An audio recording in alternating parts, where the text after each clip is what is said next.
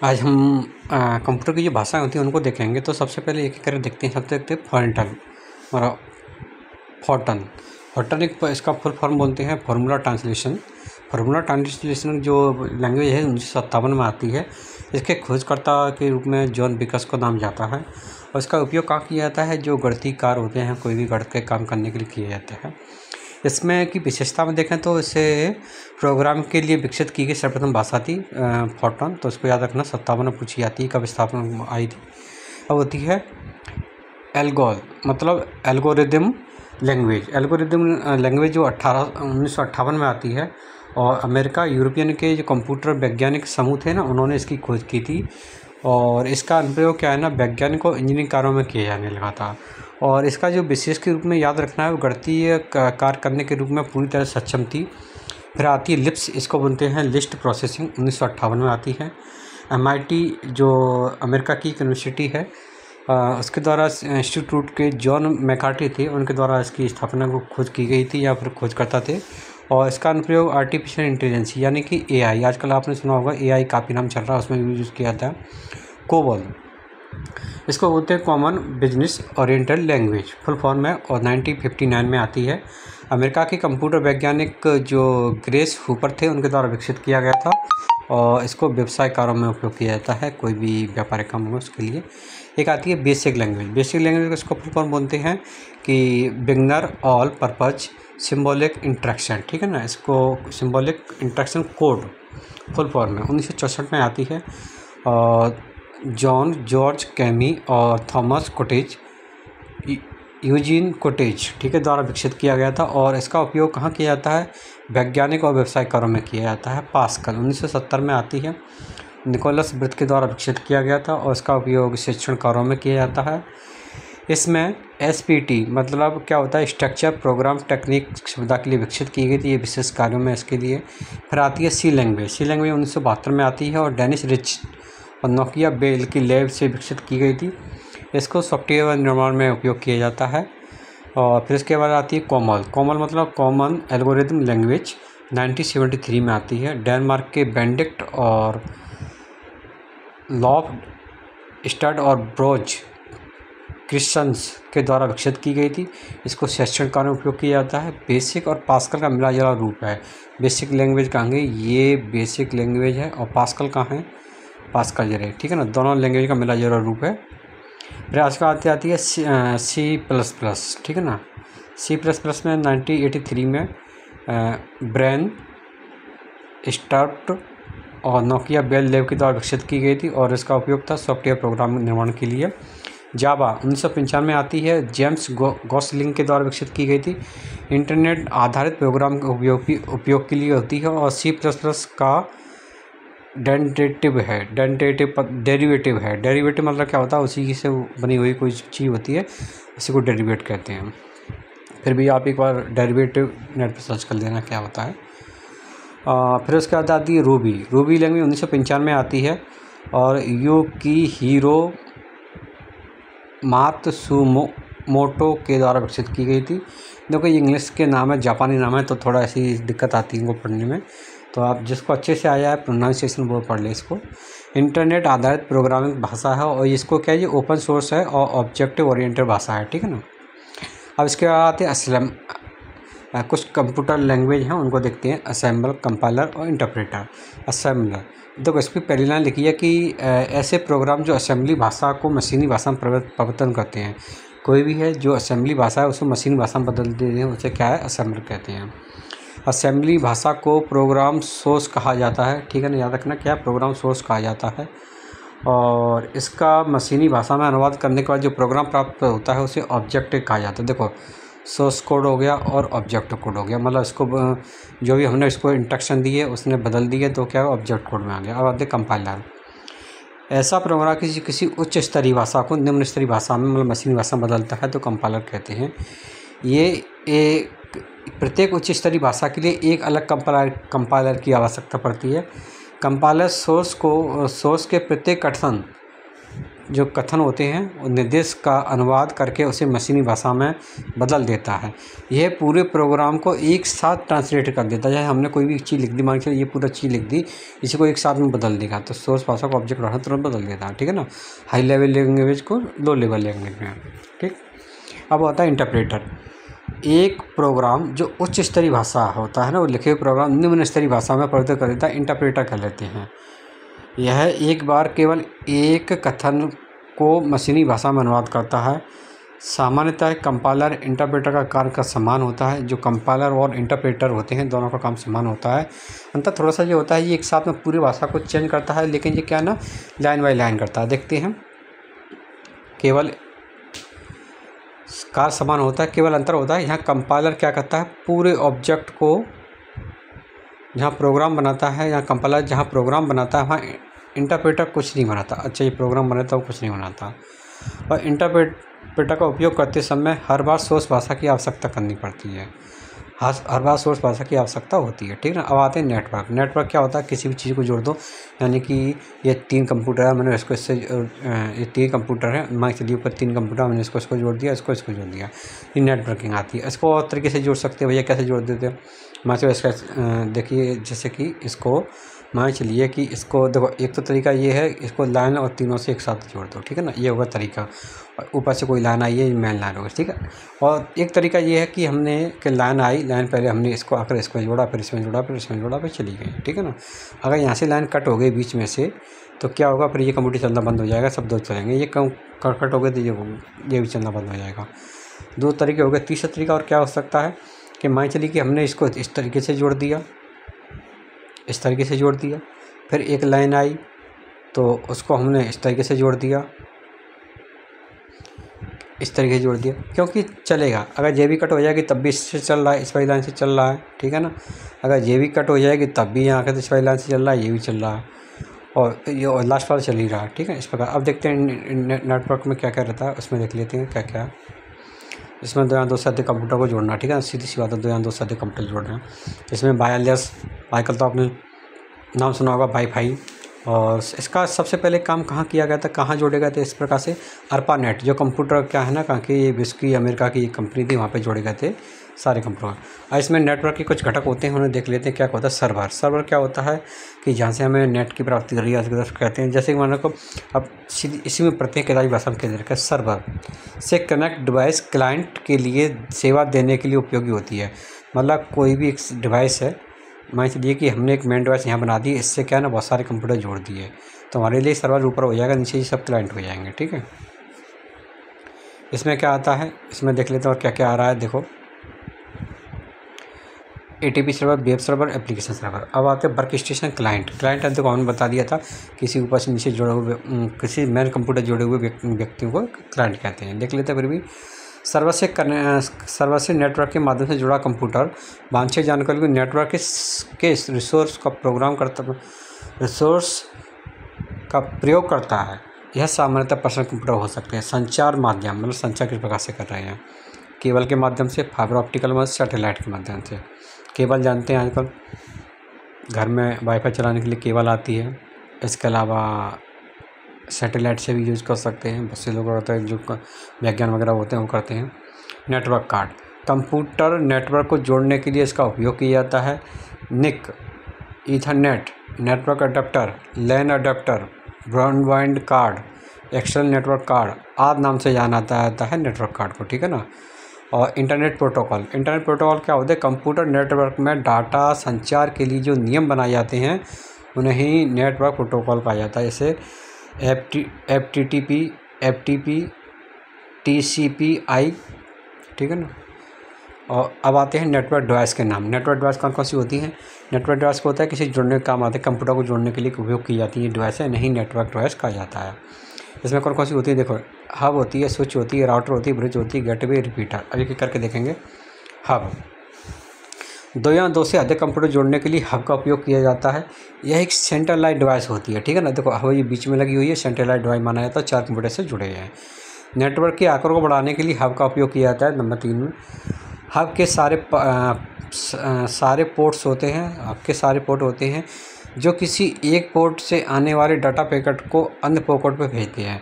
मतलब क्या हुआ, देखो ये बीच में हब है, हब के पास में कहीं से इंटरनेट आया, ये जिससे कनेक्ट हो गया। अब इसमें बहुत सारे पोर्ट हैं, ये अलग अलग कंप्यूटर को भेज रहे हैं, इसको भेज दिया, इसको भेज दिया, इसको भेज दिया, इसमें 4-5 पोर्ट लगे हैं, ये देखिए छोटे छोटे। यह रिसीविंग कंप्यूटर पर निर्भर करता है पैकेट के लिए उपयोगी, पैकेट उसके लिए है या नहीं।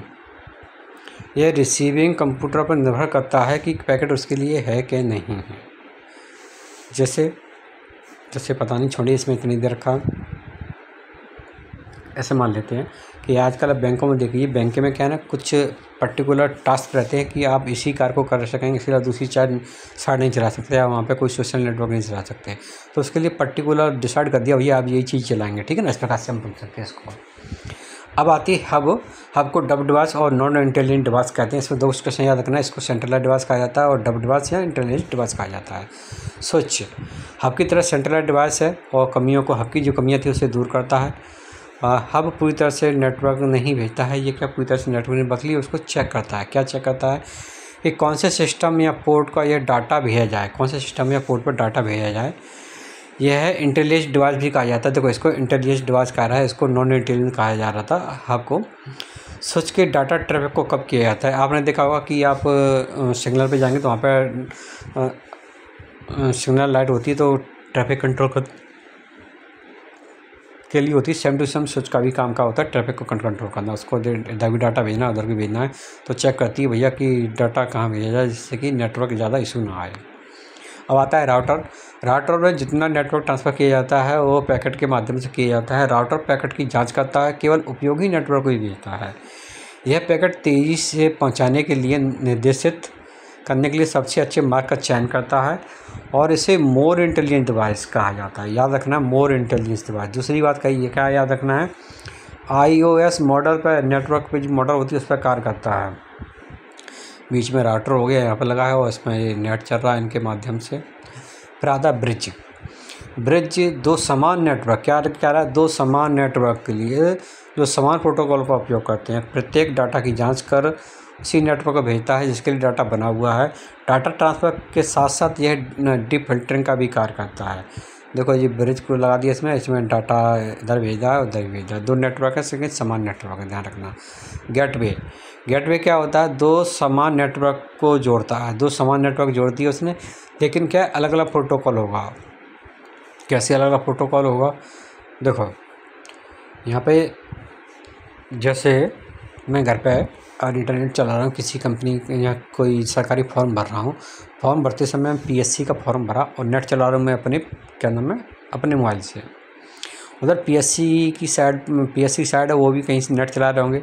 तो देखो नेट तो एक हुआ नेट, ठीक है ना, मैं भी नेट यूज़ कर रहा हूँ, वो भी यूज़ कर रहा है, लेकिन उनका जो नेट यूज़ कर रहे हैं उनका जो कहीं से आ रहा होगा उसका प्रोटोकॉल अलग रह गया, हमारा प्रोटोकॉल अलग हो गया। कैसे करके, हम अलग कंपनी का यूज़ कर रहे हैं अलग, लेकिन जब जैसे हम पेमेंट करते हैं ना, तो पेमेंट क्या करता है, जैसे मैंने फॉर्म भर के लास्ट में पेमेंट करता हूँ, तो वो उनकी जो वेबसाइट है ना उस पर हमारा पेमेंट वो रिसीव करा देता है। यानी कि 2 नेटवर्क एक था, लेकिन क्या कहते हैं, जैसे ही हमारा पेमेंट उनको दिया जा रहा था तो क्या है, दो अलग अलग प्रोटोकॉल को एक समान कर दिया, हमारा पेमेंट पहुंच गया। हमारा पेमेंट कहाँ से पहुंचा, बैंक से। और PSC क्या थी, एक गवर्नमेंट साइड है, लेकिन अगर तब बैंक भी गवर्नमेंट थी, लेकिन उसका प्रोटोकॉल अलग था बैंक का, ठीक है। समझ में थोड़ा कम आएगा, लेकिन धीरे समझ में आ जाएगा, कोई बात नहीं। रिपीटर आजकल देखे होंगे आपने, आजकल जो डिश TV के लिए लाइन जाती है उसमें लगे रहते हैं सिग्नल को स्ट्रॉन्ग करने के लिए, ठीक है ना। ट्रांसफ़र को करने सिग्नल को रिपीट करता है और किसी भी नेटवर्क जितना रिपीटर अधिक उपयोग किया जाता है उसका सिग्नल स्ट्रेंथ उतनी अधिक होती है। ये कहाँ पे, ये फिजिकल लेयर पर काम करता है, याद रखना, ये 2 चीज़ आएगी, ठीक है ना। और गेटवे क्या है, iOS मॉडल की 7 लेयर पर उपस्थित होता है, ये फिजिकल लेयर पर उपस्थित होता है, फिजिकल लेयर फर्स्ट होती है। ये हमने रिपीटर लगा दिया, यहाँ पे सिग्नल स्ट्रॉन्ग हो गया, यहाँ पे भी सिग्नल स्ट्रॉन्ग हो गया। मॉडेम का फुल फॉर्म होता है मॉड्यूलेटर डिमॉड्यूलेटर, ठीक है ना। मॉडेम के माध्यम से जब डिजिटल सिग्नल को एनालॉग सिग्नल पृथक किया जाता है तो इस प्रक्रिया को मॉड्यूलेशन कहा जाता है। और मॉडेम के माध्यम से जब एनालॉग सिग्नल को डिजिटल सिग्नल में पृथक किया जाता है इस प्रक्रिया को डिमॉड्यूलेशन कहा जाता है। जैसे कि मैंने जैसे ही मैसेज भेजा तो ये क्या है, डिजिटल सिग्नल थे उसे एनालॉग में बदल गया। अब यहाँ पे पहुँचा दूसरे व्यक्ति के यहाँ, तो क्या एनालॉग से डिजिटल सिग्नल बदल जाएगा, वो व्यक्ति देख लेगा। नेटवर्क टोपोलॉजी, ये कंप्यूटर से जोड़ने के लिए होती हैं और किस प्रकार से जोड़ा जाता है उसके बारे में बताया जाता है बस टोपोलॉजी। तो ये 5 टोपोलॉजी पहले देख लेते हैं। बस टोपोलॉजी यह नीलियर या फिर मल्टी पॉइंट टोपोलॉजी भी कहा जाता है। देखो ये एक बीच में नेटवर्क का तार आ गया है, इसके बीच में ये इसे कंप्यूटर जोड़ दिया, इसको बस टोपोलॉजी कहा जाता है। इसको लीनियर या मल्टी भी कहते हैं। बस टोपोलॉजी सभी डिवाइस एक ही केबल से जुड़ी रहती हैं। इस टोपोलॉजी उपयोग होने वाले केबल को बैकबोन कहा जाता है। ये बीच की है, या टूट गई तो ये सब चीज़ ख़राब हो गई। जैसे पहले रीढ़ की हड्डी टूट गई तो सब कुछ ख़राब हो गया। इसमें इंफॉर्मेशन डिवाइस डेस्टिनेशन एड्रेस के आधार पर भेजी जाती है। डेस्टिनेशन एड्रेस मैच ना होने पर बाकी का डाटा टर्मिनेट हो जाता है। लोकल एरिया नेटवर्क में टोपोलॉजी का उपयोग किया जाता है, इतना याद रखना है। लाभ इसके क्या क्या होते हैं?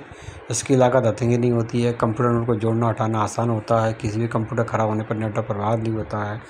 खराबी क्या होती है? ख़राब हुए नोड का पता लगाना मुश्किल होता है। अधिक संख्या में नोड जुड़े होने से सिस्टम लो धीमा हो जाता है। मुख्य केबल के ख़राब होने पर संपूर्ण नेटवर्क शट डाउन हो जाता है, क्योंकि ये केबल है यहाँ से टूट के तो गया काम से, यहाँ से टूट के तो गया काम से। अब कहाँ ख़राब हुई है तो हमें क्या पता। इसमें ये भी ढूंढने कर रहे। रिंग टोपोलॉजी, देखिए ये रिंग टोपोलॉजी मतलब अंगूठी पहनते हैं ना जिस प्रकार से, इसे सर्कुलर टोपोलॉजी भी कहा जाता है। और नेटवर्क के अंतिम कंप्यूटर के पहले कंप्यूटर से कनेक्ट रहता है। तो मान लीजिए ये अंतिम है, ये पहला है, तो ये यहाँ से स्टार्ट हुआ और यहाँ पे आ गया, ठीक है ना। सभी डिवाइस अपनी नज़दीकी डिवाइस से 2 डिवाइस को कनेक्ट करती है। जैसे इसमें देखो 2 डिवाइस कैसे कनेक्ट, ये डिवाइस है, ये इसको भी कनेक्ट कर रही है, इसको भी कनेक्ट कर रही है, ठीक है। यह टोकन पास तकनीक पे काम करती है। भैया ये देखो इसके पास आया, इसने पास कर दिया, इसके पास है, इसने पास कर दिया, इसने पास कर दिया, इसने पास कर दिया, बस हो गया टोकन। यह डिवाइस एक रिपीटर की तरह काम करती है और इसमें डाटा प्रवाह की दिशा में होता है। लाभ क्या होते हैं? मैनेज करने में आसानी होती है, अच्छी स्पीड प्राप्त होती है, स्टोर करने में कम लागत लगती है। भैया एक ही केवल काम हो रहा है। हानि क्या होती है? एक डिवाइस डिस्कनेक्ट होने पर पूरा नेटवर्क ख़राब हो। मान चलो कोई यहाँ से ये ख़राब हो गई और ये पूरी नेटवर्क है और ऊपर फिर नेट जाएगा नहीं। मान चलो ये देखो इस प्रकार से करते हैं, यहाँ से ये नेट आया और ये डिवाइस पे गया और यहाँ से ये ख़राब हो गई तो पूरी सब बंद। स्टार टोपोलॉजी यह कंप्यूटर की एक केंद्रीय उपकरण के रूप में मतलब हब के रूप में काम करती है। बीच में हब लगा दिया और चारों ओर सब अलग अलग कंप्यूटर जोड़ दिए, देखिए जोड़े हैं। हब को बदल करके अन्य कंप्यूटर की संख्या बढ़ाई जा सकती है, घटाई जा सकती है। लोकल कंप्यूटर की संख्या बढ़ाने पर नेटवर्क की स्पीड प्रभावित नहीं होती है। आज सबसे अधिक इस्तेमाल की जाने वाली टोपोलॉजी है कौन सी? नेटवर्क। लाभ क्या होता है? किसी भी नोड के ख़राब हो जाने पर आसानी से बदला जा सकता है। हब के ख़राब हो जाने पर संपूर्ण नेटवर्क ख़राब हो जाता है। इसे टोपोलॉजी को बनाने में अधिक केबल की आवश्यकता पड़ती है। ट्री टोपोलॉजी, इसका निर्माण बस और रिंग टोपोलॉजी इस्तेमाल करके किया जाता है। इसमें अनेक स्विच को एक ही केबल से जोड़ा जाता है।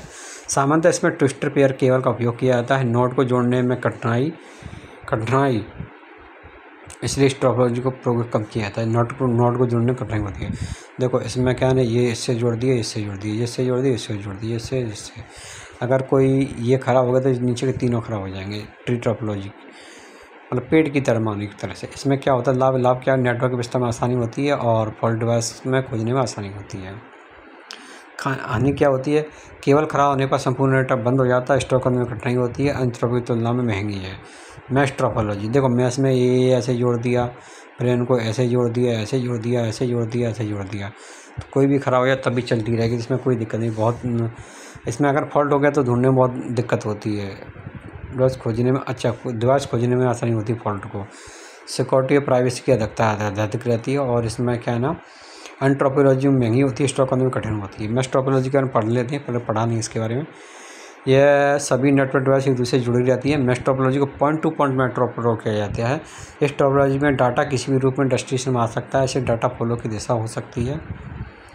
अधिक दूरी के नेटवर्क को सबसे उपयुक्त टोपोलॉजी है। जिन जगहों पर नेटवर्क फ्रिक्वेंसी ब्रेक होता है वहाँ पर मैश टोपोलॉजी का उपयोग किया जाता है, ठीक है ना।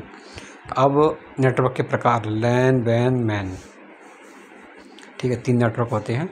यह एक निश्चित छोटे भौगोलिक में किया जाता है। 0 से लेकर 1 किलोमीटर बीच में एक बिल्डिंग या एक इमारत भी हो सकती है। इसे ईथरनेट भी कहा जाता है। क्वेश्चन ये पूछा जाता है ईथरनेट वाला। इसमें डाटा कम्युनिकेशन गति तेज़ होती है। जैसे होम वाईफाई नेटवर्क होता है, छोटे व्यवसाय होते हैं। और ये लैन किस प्रकार के होते हैं? इसको पैन होते हैं, कैन, बैन और VPN। पैन मतलब पर्सनल नेटवर्क एरिया, मतलब घर में यूज कर रहे हैं वाईफाई या ब्लूटूथ वगैरह, उसके लिए उपयोग कर सकते हैं। यह प्राइवेट नेटवर्क होता है। कैन मतलब कैंपस एरिया नेटवर्क, जैसे कॉलेज वगैरह यूज़ करते हैं wifi, school college campus. Wireless local area, इस प्रकार के कंप्यूटर नेटवर्क अन्य डिवाइस के बिना केबल से जुड़े रहते हैं और इसमें क्या है ना, नेटवर्क इंटरफेस कार्ड का उपयोग किया जाता है। वर्चुअल प्राइवेट नेटवर्क, इसमें डाटा की गोपनीयता बनाए रखने नेटवर्क का उपयोग किया जाता है इसमें प्राइवेट में। और इसमें क्या है ना, डाटा इनक्रिप्टेड रूप में भेजने के लिए प्राइवेट नेटवर्क का उपयोग किया जाता है। यह नेटवर्क हमें सिक्योरिटी के साथ किसी भी सर्वर से जोड़ता है। मेट्रोपॉलिटन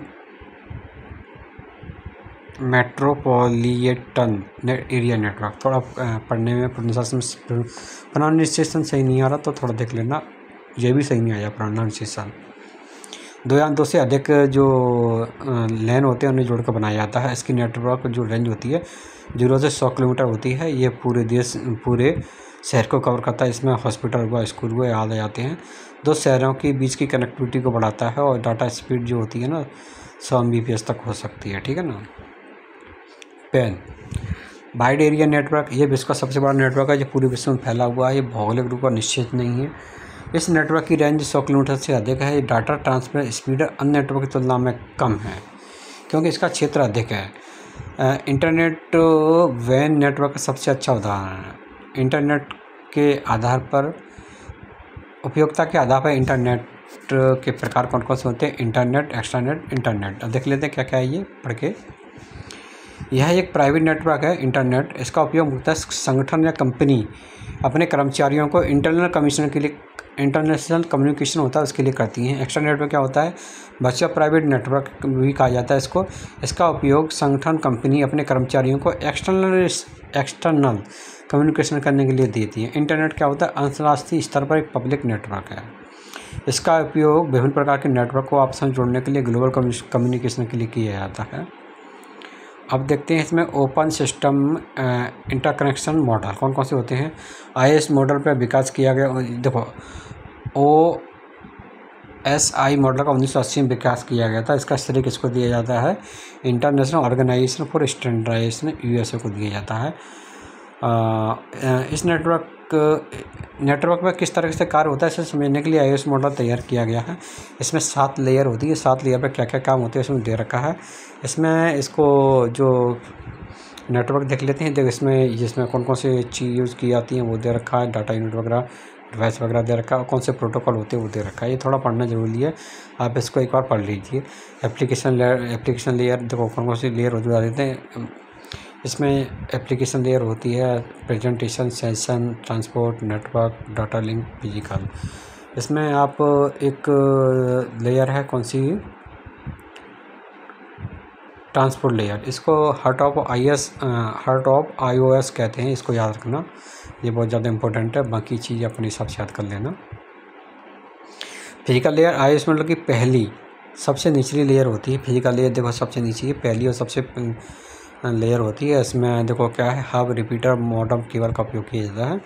एप्लीकेशन लेयर iOS मतलब कि सबसे ऊपरी और आखिरी लेयर होती है। एप्लीकेशन ये है, ये पासवर्ड, लॉगिन, चेकिंग और पॉकेट फिल्टरिंग का कार्य करती है, ठीक है ना। और इसमें डाटा पैकेट को डिकोड करने, इनकोड के लिए उपयोग किया जाता है। इसमें कोई डिवाइस नहीं होती है। Application layer user interface layer भी कहते हैं। एप्लीकेशन लेयर को यूजर इंटरफेस भी कहते हैं। फिजिकल लेयर बिट यूनिट भी कहते हैं। फिजिकल यूजर है ना, फिजिकल यूनिट कौन सी है? फिजिकल कहाँ गई? फिजिकल लेयर को बिट यूनिट, फिजिकल लेयर देखते हैं कहाँ गई। इसमें network, transport, session, presentation, application. अच्छा, नीचे वाली फिजिकल लेयर है, इसको क्या कहते हैं? बिट कहते हैं। बिट यूनिट देखो यहाँ पे लिखा है बिट यूनिट, ठीक। इसका मतलब ये हुआ, ये याद करने पड़ेंगे हमें। ऊपर के 3 मैसेज डाटा कहा जाता है इनको, और नीचे बीच की सेगमेंट बिट यूनिट है।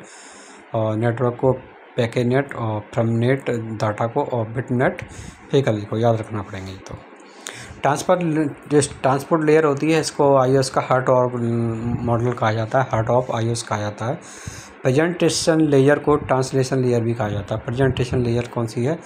दूसरे नंबर की लेयर है, इसको क्या कहा जाता है? ट्रांसलेशन लेयर भी कहा जाता है, ठीक है। अब इसके बाद चलते हैं कि physical layer, physical data link और नेटवर्क लेयर को सामूहिक रूप से मीडिया हार्डवेयर के नाम से जाना जाता है। कौन सी? फिजिकल डाटा और नेटवर्क लेयर। इन 3 लेयर को देखो यहाँ पे लिखा है हार्डवेयर लेयर।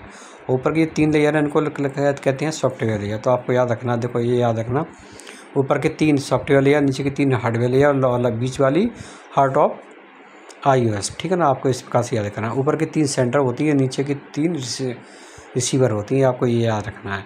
सेशन प्रेजेंटेशन और एप्लीकेशन लेयर, देखो आ गया सॉफ्टवेयर लेयर नाम से जाना जाता है, सामूहिक रूप से होस्ट होती है, ठीक है ना। अब आगे चलते हैं और TCP/IP, इसका फुल फॉर्म याद रखना है, transmission control protocol internet protocol model. इसका विकास USA की रक्षा विभाग डरपा 1970 में किया गया था, डरपा के द्वारा। इस मॉडल को प्रोटोकॉल मॉडल भी कहा जाता है। इसमें 4 लेयर होती हैं, network interface layer, internet layer, इसको नेटवर्क लेयर बोलते हैं, transport layer, application layer. TCP/IP model और iOS मॉडल, इसमें iOS मॉडल में 7 लेयर होती हैं, इसे यहाँ पे दे रखा है। कौन सी लेयर किस में काम करती है देखते हैं। देखो प्रोसेस ऑफ एप्लीकेशन ऊपर की 3 लेयर काम करती हैं। ऊपर की 3 लेयर कहें, नीचे की किस प्रकार से, देखो ऊपर की 3 लेयर आ गई उसमें। और ट्रांसपोर्ट लेयर होती है वो ट्रांसपोर्ट लेयर का नाम जाना जाता है, और नेटवर्क लेयर को इंटरनेट लेयर कहा जाता है, और डाटा लिंक और फिजिकल लेयर को नेटवर्क इंटरफेस लेयर कहा जाता है, ठीक है ना। नेटवर्क इंटरफेस लेयर TCP की सबसे निचली लेयर होती है। हम नेटवर्क की लेयर को पढ़ रहे हैं जिसमें डाटा फिजिकल लिंक आती है। इस नेटवर्क में डाटा एक्सेस लेयर और लिंक लेयर भी कहा जाता है। इस लेयर के द्वारा डाटा को किस नेटवर्क में सेंड किया जाता है तय किया जाता है। इंटरनेट लेयर, जैसे कि नेटवर्क लेयर कहा जाता है, iOS मॉडल के नेटवर्क लेयर की तरह काम करती है। नेटवर्क की मुख्य जिम्मेदारी विभिन्न डिवाइसों के बीच लॉजिस्टिक कनेक्शन प्रोवाइड करना है। ट्रांसपोर्ट लेयर, इस लेयर का मुख्य कार्य ट्रांसमिशन करना है। इसे होस्ट टू होस्ट लेयर भी कहा जाता है। इस लेयर में 2 प्रकार के प्रोटोकॉल होते हैं, ईयर डाटाग्राम प्रोटोकॉल और transmission control protocol. Application layer TCP/IP की सबसे ऊपरी लेयर है, इसे प्रोसेस लेयर भी कहा जाता है। लेयर के द्वारा ही यूजर नेटवर्क और इंटर नेटवर्क जुड़े रहते हैं। एप्लीकेशन लेयर बहुत ही प्रकार के प्रोटोकॉल जैसे कि HTTP, FTP, DNS आदि का उपयोग करते हैं। डाटा संचार किस प्रकार से होते देख लेते हैं। देखो कोई भी 2 कंप्यूटर होते हैं, इसके बीच में डाटा संचार हो सकता है, ईमेल के माध्यम से हो सकता है, या फिर ब्लूटूथ के माध्यम से होता है, वाईफाई के माध्यम से हो सकता है, ठीक है ना। ये होते हैं। इसमें घटक कौन कौन से होते हैं वो देख लेते हैं। आपने देखा इसमें सेंडर हो सकता है और इन्फॉर्मेशन हो सकती है, मीडियम हो सकता है, रिसीवर और प्रोटोकॉल जो भेजने का कौन सा प्रोटोकॉल उसके पास है। जैसा कि मैंने मैसेज भेजा, तो मैसेज क्या है ना, ये मैसेज कौन सा प्रोटोकॉल वहाँ से अगर पहुँचा, वहाँ से नीचे आ गया। और क्या इसमें क्या मीडियम हो सकता है वो देख लेते हैं। यहाँ पे ये मीडियम हो गया। जैसे डाटा सिग्नल के प्रकार कौन कौन से हो सकते हैं। एक होता है डिजिटल सिग्नल, दूसरा होता है एनालॉग सिग्नल। डिजिटल सिग्नल में कोई मैसेज भेजा तो डिजिटल रूप में, फिर आगे जाके चेंज हुआ, एनालॉग बदला गया, फिर इस व्यक्ति के पास आएगा, फिर दोबारा से डिजिटल हो जाएगा, ठीक है ना। और जो डिजिटल होता है ये क्या है, 0 1 के रूप में भेजा जाता है, और इसका उदाहरण क्या थर्मामीटर दे रखा है। एनालॉग सिग्नल इसमें टेलीफोन लाइन दे रखी है। किस प्रकार से एनालॉग सिग्नल होते हैं, रेडियो से तरंग का उपयोग किया जाता है। डाटा संचार की विधियाँ कौन कौन सी होती हैं। देखो इसमें सिंप्लेक्स, हाइप्लेक्स, डुप्लेक्स, इसको याद रखना है। इसका एक ऐसा फॉर्मूला जैसे इससे याद रह जाए। जैसे सिंप्लेक्स है और सिंप्लेक्स, हाफ डुप्लेक्स और फुल डुप्लेक्स, ठीक है ना। अब इसमें देख लो सिंप्लेक्स है। सिंप्लेक्स क्या है ना, ये इसका फ्लो हमेशा एक ही दिशा में होता है। जैसे आप वॉकी टॉकी देखा, जैसे रेडियो देखा हो, वॉकी टॉकी नहीं, जैसे क्या ना आप सेंडर भेज सकता है लेकिन आप उसे भेज नहीं सकते। जैसे टीवी हुई, रेडियो हुआ, तो ये है ना क्या सिंप्लेक्स। इसके ऊपर R रख दो, यहाँ पर रख लिया R। देखो इसमें रेडियो क्या ना एक ही दिशा में आएगा मैसेज, आप सब उसे देख सुन सकते हैं, इसके अलावा कुछ नहीं कर सकते हैं, ठीक है ना। इसके अलावा होता है हाफ डुप्लेक्स। इसमें क्या होता है कि फ्लो दोनों दिशा में होता है हाफ डुप्लेक्स में। इसमें आप भी भेज सकते हैं, उधर से भी भेज सकते हैं, जिसमें वॉकी टॉकी, ठीक है ना। तो यहाँ पे हमने वॉकी टॉकी लिख दिया। अब तीसरा आता है फुल डुप्लेक्स। फुल डुप्लेक्स में क्या होता है कि आप इसमें बिल्कुल इसमें फ्लो दोनों दिशाओं में होता है, और एक ही समय में दोनों से डाटा फ्लो हो सकता है। सेंडर रिसीवर दोनों एक ही समय में डाटा ट्रांसमिट कर सकते हैं। जैसे मोबाइल फ़ोन की चैटिंग हुई, भैया वो भी कर रहा है, वो भी, दोनों कर सकते हैं। तो यहाँ पे लिख दो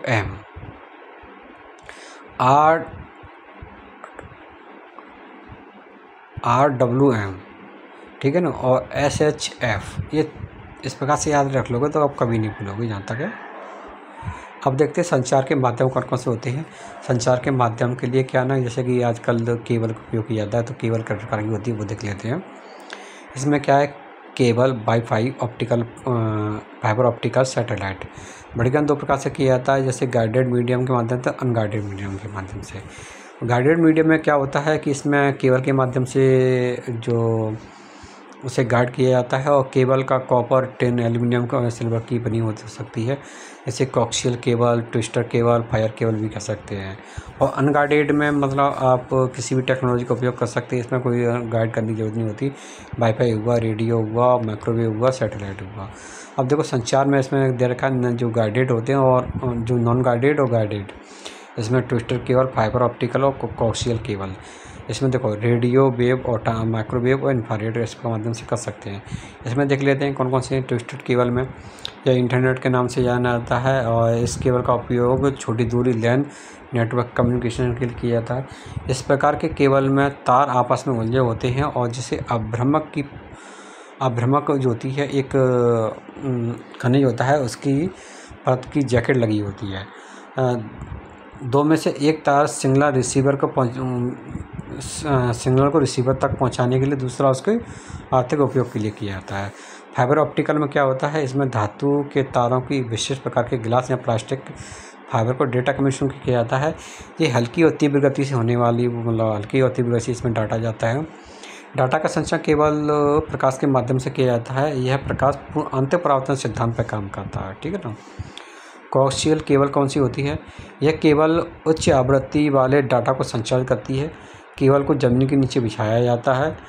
केबल के केंद्र में ठोस तार होता है, और जो कुचालक तारों से घिरा रहता है। इसका उपयोग टेलीफोन नेटवर्क में अधिक किया जाता है, ठीक है ना। अब आते हैं गाइडेड वाले में। गाइडेड वाले में देखते हैं रेडियो ट्रांसमिशन। इसमें रेडियो ट्रांसमिशन के माध्यम ज़्यादा कम्युनिकेशन किया जाता है। इसका उपयोग लंबी दूरी में किया जाता है। रेडियो ट्रांसमिशन वायर तकनीक इससे सस्ता होता है। जो वायर मतलब जिसमें केबल जाती है, वायर तकनीक, उससे सस्ता होता है। ये मध्यम वर्षा, धूल, बर्फ़ आदि से प्रभावित होता है, ठीक है ना। कभी वर्षा हो जाए तो उसमें क्या है ना, रेडियो आप लगाओगे तो कभी का रेडियो काम नहीं करता है। माइक्रोवेव ट्रांसमिशन, यह रेडियो सिग्नल की तरह संचालित होता है। इस सिस्टम में डाटा कम्युनिकेशन आवृत्ति के माध्यम से किया जाता है। माइक्रोवेव इलेक्ट्रोमैग्नेटिक तरंगें होती हैं, जिसकी आवृत्ति 3 गीगाहर्ट्ज़ से लेकर के 300 गीगाहर्ट्ज़ के बीच में होती है। यह एक दिशा में ही होने वाला सिंबल होता है। ट्रांसमिशन, खराब मौसम होने पर सिस्टम प्रभावित होता है, और इसका उपयोग टेलीफोन प्रसारण में अधिक किया जाता है। रेडियो इंफ्रावेव ट्रांसमिशन, यह छोटी दूरी कम्युनिकेशन की करने वाली उच्च आवृत्ति तरंगें हैं। ठोस तरंगें ऑब्जेक्ट दीवारों के आर पार नहीं जा सकती, जिससे टीवी रिमोट, वायरलेस स्पीकर आदि।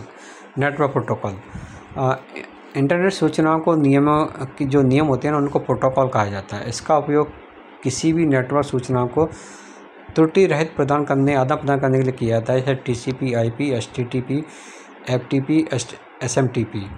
कंप्यूटर नेटवर्क में उपयोगी protocol, transmission control protocol, internet protocol. इसका उपयोग इंटरनेट पर डाटा ट्रांसफ़र करने के लिए किया जाता है। यह डाटा को छोटे छोटे पैकेटों में विभाजित करके नेटवर्क के जरिए डेस्टिनेशन तक भेजा जाता है। सिंपल मेल ट्रांसफ़र प्रोटोकॉल, इसका उपयोग इंटरनेट पर ईमेल भेजने या प्राप्त करने के लिए किया जाता है। हाइपरटेक्स्ट ट्रांसफ़र प्रोटोकॉल, यह क्लाइंट सर्वर के बीच स्थापित कनेक्शन होता है। यह world wide web documents access करने के काम आता है। फाइल ट्रांसफ़र प्रोटोकॉल, इसका उपयोग कंप्यूटर और सर्वर के बीच डाटा ट्रांसफ़र करने के लिए किया जाता है। गोफर, यह प्रोटोकॉल सॉफ्टवेयर होता है जो इंटरनेट दूरस्थ कंप्यूटर से डॉक्यूमेंट सर्च करने के लिए प्राप्त किया जाता है। टेलनेट, किसी कंप्यूटर को दूर बैठ करके किसी अन्य कंप्यूटर से संचालित करने में मदद करता है। इसे रिमोट लॉगिन कहते हैं, जैसे टीमव्यूअर, डिक्स और एनीडेक्स।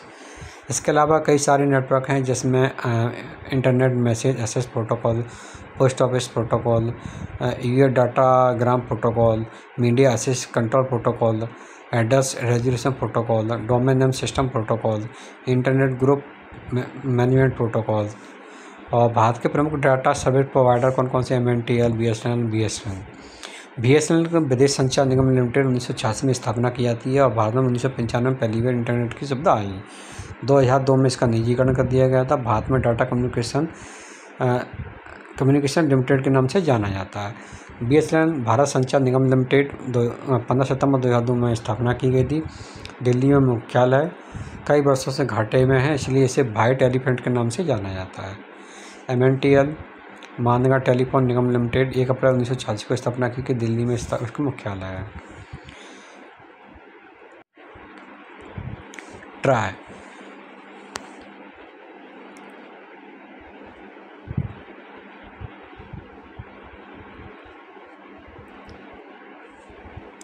Telecom regulatory authority of India, इसको आजकल देखा होगा सिम चलती है जियो वगैरह, और यहाँ पर एयरटेल हुई या वोडाफोन हुई, तो उनके कंट्रोल के लिए ये कंपनी है, सारे नियम यही बनाती है। इसकी स्थापना 1970 में की गई थी, दिल्ली में इसका मुख्यालय है। जब किसी ग्राहक को टेली ऑपरेटर के प्रति शिकायत करनी होती है तो अपनी शिकायत कर सकता है। इसके बाद कोई ऑपरेटर दिए गए रूल एंड रेगुलेशन को उल्लंघन करता है, इसके प्रति कार्रवाई करती है। अब देखिए कुछ कंपनियां, इसकी स्थापना कहाँ हुई थी और किसने की थी, किस देश की है। नोकिया है जो फिनलैंड की है, मोटोरोला यूएसए की है, सैमसंग दक्षिण कोरिया की है, एप्पल यूएसए की है, ब्लैकबेरी कनाडा की है, लेनोवो चीन की है, भारती एयरटेल नई दिल्ली, गूगल यूएसए, और जियो मुंबई, और वीवो चीन, और वोडाफोन गांधीनगर।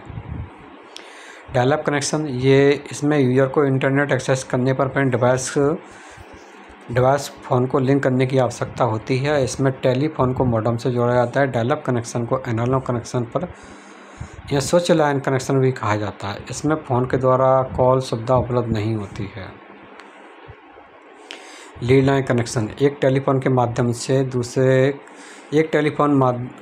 से कंप्यूटर पर आईपीएस इंटरनेट सर्विस प्रोवाइडर के सर्वर से जुड़ा होता है। इसे प्राइवेट लाइन कनेक्शन कहा जाता है क्योंकि इसका प्रयोग सिर्फ डाटा कम्युनिकेशन के लिए किया जाता है। इस कनेक्शन में डाटा इंटरनेट स्पीड स्थिर रहती है। इसका उपयोग विशेष संस्थाओं के द्वारा किया जाता है। लीड लाइन कनेक्शन, ये कनेक्शन क्या होता है कि सीधा एकदम बल्क में ले जाता है, काफ़ी महंगे कनेक्शन होते हैं ये वाले। ISDN यह डायल अप सर्विस का संशोधित रूप है। इसमें डाटा कम्युनिकेशन डिजिटल रूप में होता है। इसमें मॉडेम की आवश्यकता नहीं होती। यह कनेक्शन पूरी यूजर को digital telephone line, data, voice, video और डिजिटल कंटेंट भेजने की अनुमति प्रदान करता है। ब्रॉडबैंड कनेक्शन,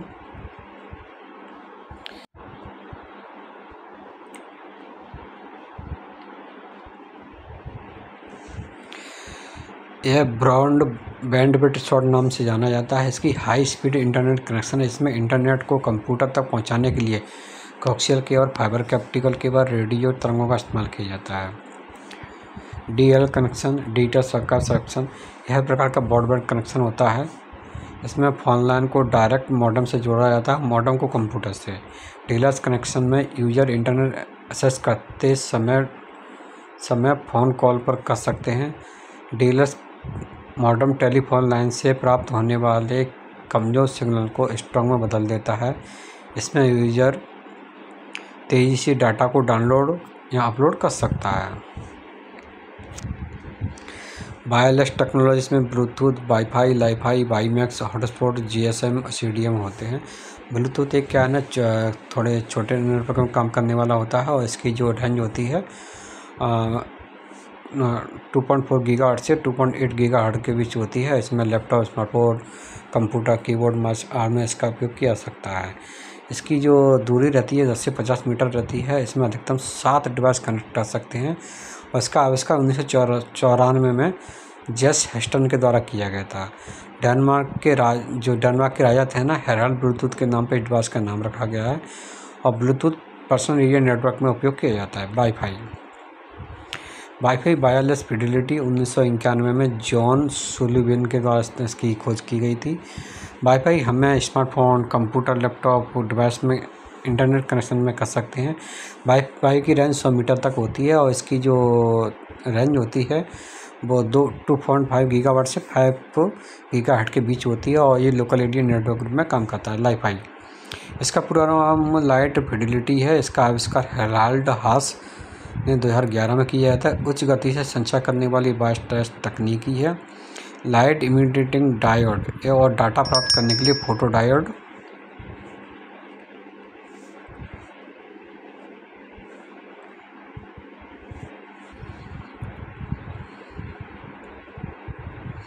यह उच्च गति की संचार करने वाली वायरलेस तकनीक है। इसमें डाटा भेजने के लिए एलईडी मतलब होती है लाइट इमिटिंग डायोड। डाटा प्राप्त करने के लिए फोटो डायोड का उपयोग किया जाता है।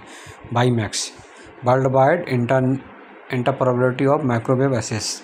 इसकी रेंज 25 से 50 जो किलोमीटर तक होती है। बाईमैक्स हज़ारों को एक साथ कनेक्ट कर सकता है और इसका उपयोग मेट्रोपॉलिटन एरिया नेटवर्क भी में उपयोग किया जाता है। हॉटस्पॉट क्या है ना, एक वायरलेस एक्सेस पॉइंट टेक्नोलॉजी है। हॉटस्पॉट एक फिजिकल लोकेशन होता है जिसके भीतर आप इंटरनेट को 30 से 60 फीट तक एक्सेस कर सकते हैं। वायरलेस के रूप में मोबाइल, लैपटॉप, अन्य डिवाइस में इंटरनेट कनेक्ट का उपयोग कर सकते हैं। इसमें रेडियो ट्रांसमीटर रिसीवर का उपयोग किया जाता है। GSM global system for mobile, यह एक वायरलेस एप्लीकेशन प्रोटोकॉल है। इसका प्रयोग मोबाइल फ़ोन इंटरनेट डाटा प्राप्त करने के लिए किया जाता है। इसके द्वारा अंतर्राष्ट्रीय रोमिंग सुविधा प्राप्त की जाती है। GSM में सभी मोबाइल फ़ोन को एक सिम कार्ड का प्रयोग किया जाता है। इसमें डाटा ट्रांसफ़र करने के लिए इनहेंस्ड डाटा रेट और GSM एवोल्यूशन का प्रयोग किया जाता है। कोड डिवीजन मल्टीपल एक्सेस, यह एक वायरलेस एप्लीकेशन प्रोटोकॉल तकनीकी है। इसका प्रयोग मोबाइल फ़ोन में संचालन में किया जाता है। इसमें डाटा ट्रांसफ़र करने के लिए एवोल्यूशन डाटा ऑप्टिमाइज का उपयोग किया जाता है। कुछ पीढ़ियाँ आई हैं जो इंटरनेट के उपयोग में चलती आई हैं, जिसमें 1980 में आई थी पहली 1G, फिर 2G आई फिनलैंड में, 3G आई जापान में, 4G आई दक्षिण कोरिया में और 5G आई दक्षिण कोरिया में। ठीक है ना। इसकी गति जो 5G जो 1G आई थी ना, उसकी गति 2.5 kbps थी। ठीक है ना। ये जिसमें सब कॉलिंग की सुविधा रहती थी और इसमें कॉल ड्रॉप, कम से कम फ़ोन की लो बैटरी जैसी कमियां रही थी। फिर सेकंड जनरेशन आई फिनलैंड में 64 kbps की इसकी स्पीड रही। इसमें SMS, MMS कॉल होल्ड कर सकते थे, कैमरा और मेल जैसी सुविधाएँ हुई। फिर तीसरी आई थर्ड जनरेशन, इसमें 2 MB के डाटा स्पीड कर सकते थे। इसमें फ़ोन में heavy games, video downloading, picture sharing, data plan, video जैसी अलग फीचर सुविधा की गई थी। इसमें स्मार्टफोन कहा जाता था। 5G दक्षिण कोरिया में आई थी। 100 MBps डाटा स्पीड थी इसकी। इसमें HD video configuration, 3D virtual reality और मोबाइल वेब एक्सेस की सुविधा दी गई थी। 5th जनरेशन दक्षिण कोरिया में आई। इसमें 1 Gbps का डाटा इसमें ट्रांसफ़र कर सकते थे, मतलब स्पीड रहती थी इसकी। फ़ोन में अधिक बैटरी बैकअप, अधिक सुरक्षा, internet of things, voice assistant, 4G calling के सुधार आदि किए गए थे। और इसमें कुछ क्वेश्चन देख लेते हैं, क्वेश्चन बाद में देखेंगे। देख लेते हैं कितने पेज उसी हिसाब से।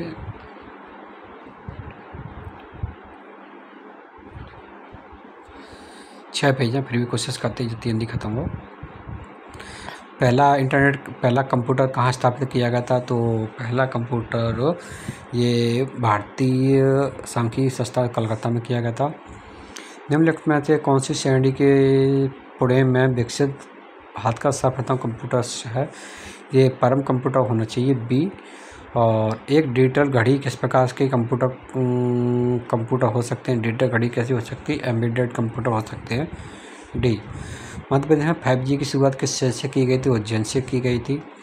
सबसे पहले गणना करने वाली डिवाइस कौन सी थी? तो सबसे पहले गणना करने वाली डिवाइस कौन थी? एबेकस थी।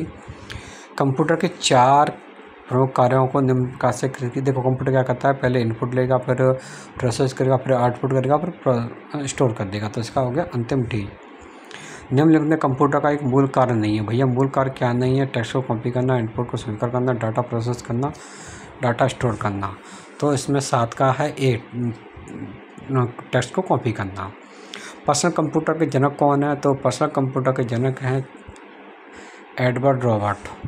कंप्यूटर की निम्नलिखित में कौन सी विशेषता है इसके उपयोग को आकर्षण बनाती है? All of the. कंप्यूटर के जनक कौन है? तो भैया कंप्यूटर जनक है चार्ल्स बेबेज, 10 का C। भारत में silicon valley Bangalore. IC chip कौन सी पीढ़ी की है? तीसरी पीढ़ी की है C। कंप्यूटर का मस्तिष्क CPU। भारत की एक कंप्यूटर को ऑन करने की प्रक्रिया क्या कहलाती है? इसकी बूटिंग कहलाती है। 11 का D। UPS uniform UPS uninterrupted power supply C। 15 का। SMP इसका होता है switch mode power supply. Switch mode power supply कौन सा है? स्विच मोड पावर सप्लाई तो है D। 16 का, ठीक है ना। मॉडम मॉड्यूलेटर डिमॉड्यूलेटर, इसका आंसर A हो गया। किस खास कार्य को पूरा करने के लिए बनाए गए सॉफ्टवेयर को क्या कहते हैं? तो किसी खास कार्य को बनाए गए सॉफ्टवेयर को क्या कहते हैं? सिस्टम सॉफ्टवेयर, एप्लीकेशन सॉफ्टवेयर, इसको कहते हैं एप्लीकेशन सॉफ्टवेयर। निम्न में से एक इनपुट डिवाइस है, इनपुट जिसमें इनपुट देते हैं, तो इनपुट पे देते हैं, कीबोर्ड पे देते हैं, ठीक है ना। निम्न में कौन सा आउटपुट इनपुट डिवाइस दोनों प्रकार का काम करता है? तो आउटपुट और इनपुट, तो इसमें ये मॉडम होना चाहिए। 20 का C। एक डम टर्मिनल क्या होता है? डम टर्मिनल होता है कीबोर्ड, एक स्क्रीन। इंटेलिजेंट टर्मिनल डिवाइस होते हैं, तो इसका है A स्वयं की प्रोसेस और डाटा स्टोरेज। वस्तुनिष्ठ से उत्तर पत्रिकाओं को जांच करने के लिए प्रयोग किया जाता है। 23 का A OMR। Keyboard F1 F2 F3 कुंजियाँ कहलाती हैं। 24 का C ISC। 24 का C फंक्शन कुंजियाँ। मॉनिटर से संबंधित डॉट पिच क्या कहलाता है? डॉट पिच ये होते हैं 2 पिक्सल के बीच की दूरी। 25 में A। प्रिंटर की आउटपुट क्वालिटी का मापन में से किससे किया जाता है? तो इसमें क्या आता है? डॉट प्रति इंच। 26 का B। निम्न में से कौन सी सॉफ्ट कॉपी आउटपुट डिवाइस है? 27 का B। इनमें से कौन सी डिवाइस इनपुट आउटपुट डिवाइस शामिल है? Input output device, input outputs, तो मॉनिटर। इनमें से किस डिवाइस पे VDU कहा जाता है? VDU वर्चुअल, तो ये होना चाहिए मॉनिटर होना चाहिए। इसका 29 का A। इसमें है कितना? 12 24 68 है या फिर 30 का A। 12 24 6 7 8। निम्न से शब्दावली मॉनिटरिंग गुणवत्ता रेजोल्यूशन कहलाती है। इसमें B 31 का D दर का सभी, पता नहीं, देखते हैं क्या है। डॉट मैट्रिक्स A प्रकार का है। डॉट मैट्रिक्स क्या है? Dot matrix disc printer. 32 का A printer dot matrix. Monitor को 2 पिक्सल के बीच की दूरी क्या कहलाती है? मॉनिटर में 2 पिक्सल के बीच की दूरी कहलाती है डॉट पिच। 33 का B। LED light emitting diode, तो ये हो गया 34 का A। EPROM का प्रकार क्या है? Electrical erasable programming read only memory, तो ये हो गया 35 का A। निम्न में से किस मेमोरी को बार बार रिफ्रेश करने की आवश्यकता होती है? तो 36 का B डायनेमिक रैम होती है। जब बिजली बंद कर दी जाती है तो निम्न में क्या सूचना प्रकार रहती है? रोम। B 37 का। निम्न में से कौन सा storage device? Hard disk, floppy disk, CD-ROM। Storage device भैया, स्टोरेज डिवाइस तो तीनों ही है। CD-ROM में हार्ड डिस्क है, फ्लॉपी डिस्क है। 38 का B। कॉम्पैक्ट डिस्क तकनीक का उपयोग किया जाता है। कॉम्पैक्ट डिस्क तकनीक का उपयोग किया जाता है लेजर में। निम्न में से नॉन वोलेटाइल मेमोरी का उदाहरण नहीं है। नॉन वोलेटाइल मतलब अवाष्पशील, तो 40 का C RAM. CD-ROM compact disc read only memory. Compact disc read only memory, तो B ऑप्शन इसका। एक वर्ड क्या होता है? एक वर्ड होता है 42 का A कॉम्बिनेशन ऑफ बिट्स। सबसे अधिक एक्सेस करने वाली मेमोरी कौन सी है? तो 43 का A रजिस्टर। DVD का मतलब क्या होता है? डिजिटल वर्सेटाइल डिस्क, इसका होता है C 44 का। कंप्यूटर के विभिन्न घटकों को भी डाटा ट्रांसफर करने के लिए किसका उपयोग किया जाता है? इसका उपयोग किया जाता है C एड्रेस बस का। निम्न में से कौन कंप्यूटर की मेमोरी नहीं है? कंप्यूटर की मेमोरी नहीं है, तो वो नहीं है PRAM। निम्नलिखित में कौन सा कंप्यूटर CPU के लिए उपयोग किया जाता है? तो इसके लिए किया जाता है माइक्रो प्रोसेसर। URL से तात्पर्य है अर्थात इसका भी यूनिवर्सल रेफरेंस लोकेशन। एक ही प्रकार के माध्यम से मेमोरी को किस प्रकार माध्यमिक मेमोरी निम्न में से कौन सी ही नहीं है? निम्न में एक प्रकार की मेमोरी निम्न में से कौन सी नहीं है? 49 का C।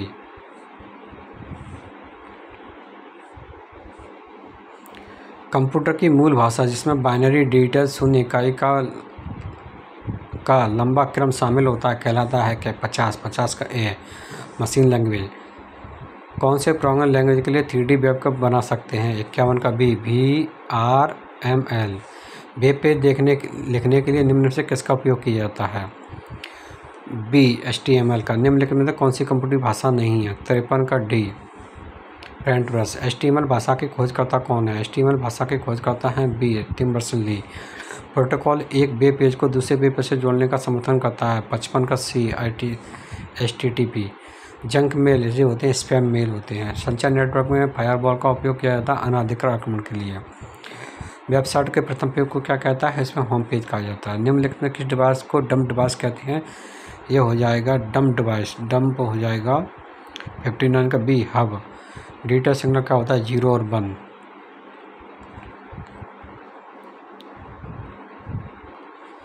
इनमें से किस टोपोलॉजी को पॉइंट टू पॉइंट टोपोलॉजी कहा जाता है? इसको कहा जाता है मैश टोपोलॉजी को। डाटा ट्रैफिक को कम करने के लिए किसका उपयोग किया जाता है? इसका उपयोग किया जाता है स्विच का। निम्नलिखित में किसे सेंट्रलाइज्ड डिवाइस कहा जाता है? तो सेंट्रलाइज्ड डिवाइस कहा जाता है हब को। निम्न में से किस टोपोलॉजी को लीनियर टोपोलॉजी कहा जाता है? तो यह है बस टोपोलॉजी। वीडियो कॉन्फ्रेंस का उपयोग किया जाता है ऑल ऑफ दी के लिए। कंप्यूटर कीबोर्ड के संचार में शामिल है। कंप्यूटर और कीबोर्ड के में संचार के लिए शामिल है तो इसका है CD। किस प्रकार के केबल को तार में आपस में उलझे रहते हैं? तो इसके होते हैं ए इसे ईथरनेट केबल। ब्लूटूथ का आविष्कार किसने किया है? C Jacobs Collins Hotson. Walkie talkie किस प्रकार का उदाहरण है? वॉकी टॉकी जिसका नाम बी। निम्न में से कौन सा निर्दिष्ट गाइडेंस शामिल नहीं है? इसका है डी रेडियो ट्रांसमिशन। डाटा संचार के लिए घटक शामिल रहते हैं 71 का डी ऑल ऑफ दी। तो ये हमारा सूचना संचार कंप्लीट हुआ। इसमें जो भी बचता है उसे कंप्लीट करेंगे आगे। आज के लिए इतना ही।